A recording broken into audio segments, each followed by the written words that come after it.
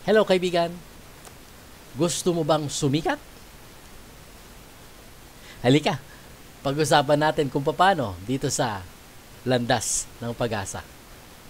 Ako muli si Adrian Bondok. Magandang umaga.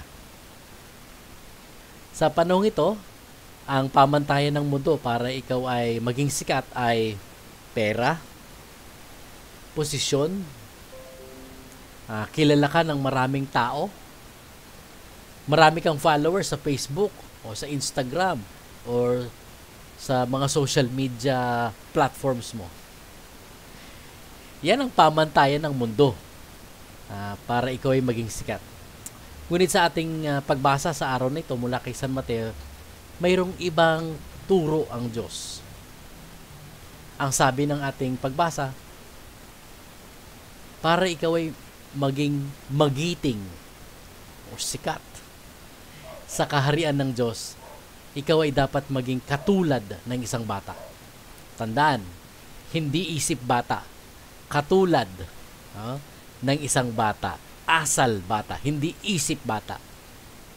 Kung isipin nyo, iba talaga ang pamantayan ng Diyos sa pamantayan ng mundo. Example, pinili ng Diyos si David na bunso sa magkakapatid para maging propeta at hari ng Israel. Pumili si Jesucristo ng mga ordinaryong tao para maging alagad. Pinili ng Diyos si Moises na alam natin na sabi niya ay uutal-utal siya sa kanyang pananalita. Ngunit tandaan kaibigan, tumitingin ang Diyos hindi sa physical na kaanyuan kundi sa puso. Yan ang pamantayan ng Diyos. At alam natin kung ano nangyari. Si David ay naging dakilang hari ng Israel. Ang mga alagad ay naging apostoles, naging santo.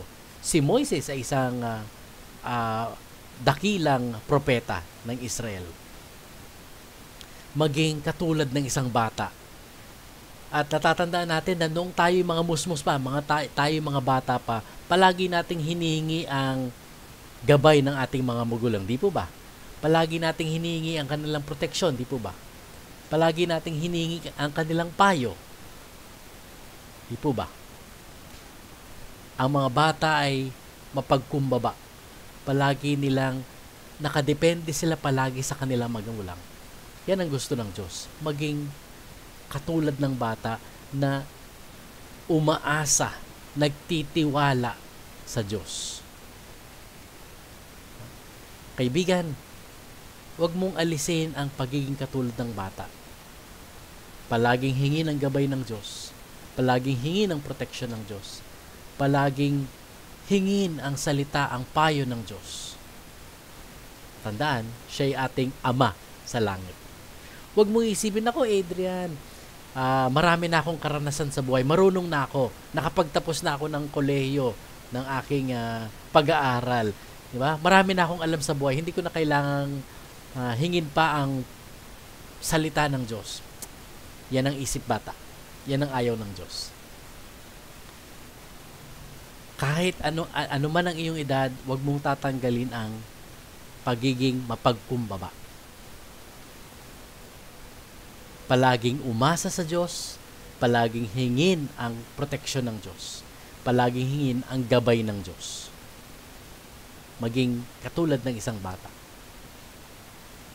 Sa araw ding ito, ay kagaya nung tayo'y mga bata pa, patuloy nating paniwalaan ang mga at magtiwala at magdasal sa ating mga anghel na taga-tanod. At natatandaan ko nung tayo'y mga bata pa, meron tayong memorized prayer para sa kanila. At ngayong araw na ito na ginugunita natin ang araw ng mga anghel ng taga-tanod. Parang bata, dasalin natin muli ito sa Tagalog. Samahan niyo ako, kaibigan. Anghel ng Diyos, taga-tanod kong mahal, na sa pag-ibig niya ako sa iyo'y ipinaubaya.